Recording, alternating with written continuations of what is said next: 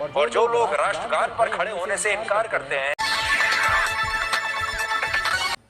Hello दोस्तों, नमस्कार, आदाब, सलाम, नमस्ते। Welcome to our news channel KGN news Bharat.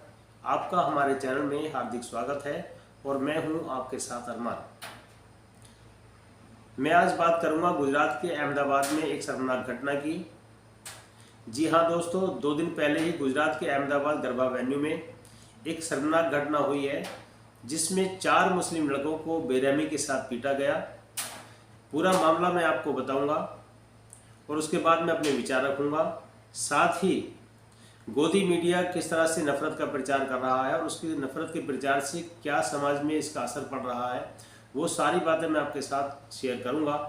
उससे पहले मैं चाहूँगा कि वो वीडियो जो इसमें लड़कों को पीटा गया है वो वीडियो आप देखें। तो ये वीडियो आपकी स्क्रीन पर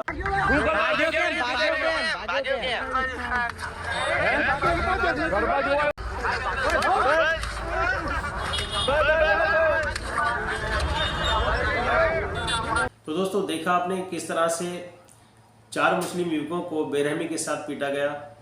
दरअसल हिंदू भाइयों के नवरात्रे चल रहे हैं जिसमें दुर्गा माता की पूजा की जाती है। दुर्गा माता के लिए महिलाएं बड़ी संख्या में उपवास रखती हैं और एक छोटा सा इवेंट्स होता है, नृत्य का इवेंट्स, जो दुर्गा माता की पूजा से पहले होता है उसको गरबा कहते हैं और जो पूजा के बाद होता है उसको डांडिया कहते हैं। तो इसी तरह का एक इवेंट्स गुजरात के अहमदाबाद वेन्यू में था।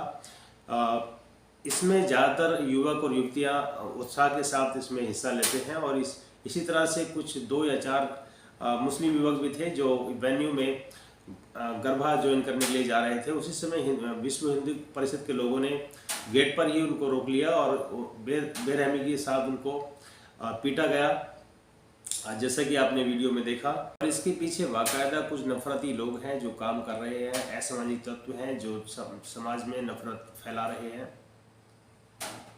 और साथ ही जो गोदी मीडिया है, जो नफरती मीडिया है जिसका काम समाज में जहर फैलाना है, वो भी अपना काम बराबर कर रहा है। अब मैं वो आपको दिखाऊंगा कि कैसे नेशनल मीडिया समाज में नफरत फैलाने का काम कर रहा है। गरबा पंडालों में जाना क्यों चाहते हैं और क्या इसके पीछे लव जिहाद का मकसद हो सकता है? और सोचिए, जिन लोगों को भारत माता की जय कहने में आपत्ति है और जो लोग राष्ट्रगान पर खड़े होने से इनकार करते हैं, आज वही लोग गरबा पंडालों में जाने की मांग कर रहे हैं। आपने ब्रेकिंग न्यूज तो बहुत सुनी होंगी, इसलिए आज इस मुद्दे पर ये ब्रेकिंग विश्लेषण भी देख लीजिए और हम तो ये कहेंगे कि अपने दोस्तों और अपने परिवार के लोगों को भी दिखाइए। ये लड़के इन गरबा पंडालों में क्यों जाना चाहते हैं? और इस दौरान हमें 2 बातें पता चली।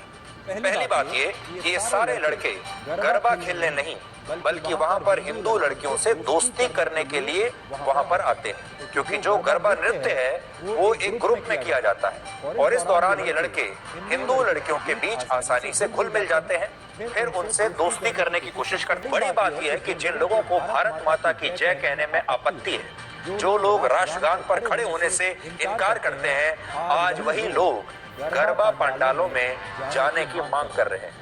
तो देखा वीडियो में आपने किस तरह से नफरती मीडिया जहर फैलाने की कोशिश कर रहा है समाज के अंदर में। वो एक प्रेम, भाईचारा और सद्भाव के एक प्रोग्राम में शिरकत करने के लिए अगर कोई जा रहा है तो उसको किस तरह से लव जिहाद बताने की कोशिश कर रहा है, किस तरह से उसको लव जिहाद बता रहा है।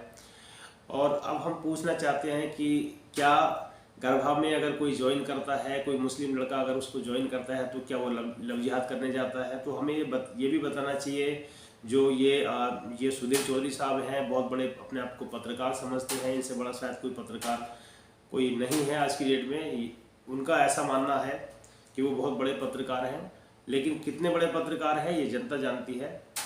अब हम उनसे ये सवाल पूछना चाहते हैं, अगर गरबा में डांस करने से लव जिहाद होता है तो जो मुख्तार अब्बास नकवी है, शाहनवाज हुसैन हैं, जिनकी दोनों की जो पत्नियां हैं वो हिंदू हैं, तो उन्होंने कौन से गरबा में डांस किया था, कहां पर जाकर के उन्होंने लव जिहाद चलाया था? क्या वहां पर गरबा करने गए थे और उन्होंने लव जिहाद के जरिए इन लड़कियों के साथ दोस्ती की थी और उसके बाद शादी की और आज अपनी लाइफ को एंजॉय कर रहे हैं?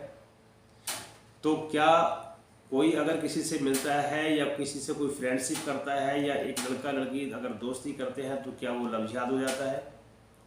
किस तरह की मानसिकता और किस तरह की सोच है और उस अपनी सोच को समाज में थोपने की कोशिश की जा रही है। और शर्म की बात यह है कि वो भी एक नेशनल मीडिया के द्वारा। इससे बड़ी शर्म की बात क्या हो सकती है। धर्म कोई भी हो, हर धर्म का मकसद यही होता है कि लोगों में प्यार, मोहब्बत और सद्भाव को फैलाना। धर्म कभी भी लोगों में दूरियां पैदा नहीं करते, धर्म दूरियों को कम करते हैं, लोगों को करीब लेकर आते हैं। लेकिन आज की डेट में अगर देखा जाए तो उसकी बिल्कुल विपरीत ही परिभाषा दी जा रही है। और जितने भी त्यौहार हैं, फेस्टिवल है, होली है, दिवाली है, हमारा देश है मिलजुली संस्कृति और सभ्यता का देश है। यहाँ लोग मिलजुल करके हर चीज़ को सेलिब्रेट करते हैं।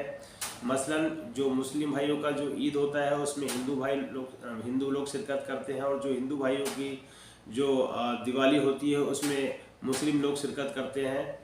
और इसी तरह से नवरात्र में गरबा होता है तो उसमें जो पंडाल बनाने वाले हैं वो मुस्लिम होते हैं। और कई बार नृत्य के प्रोग्राम हो गए, दूसरे इवेंट्स हो गए, उनमें सब ज्वाइन होकर के ऐसे सेलिब्रेट करते हैं।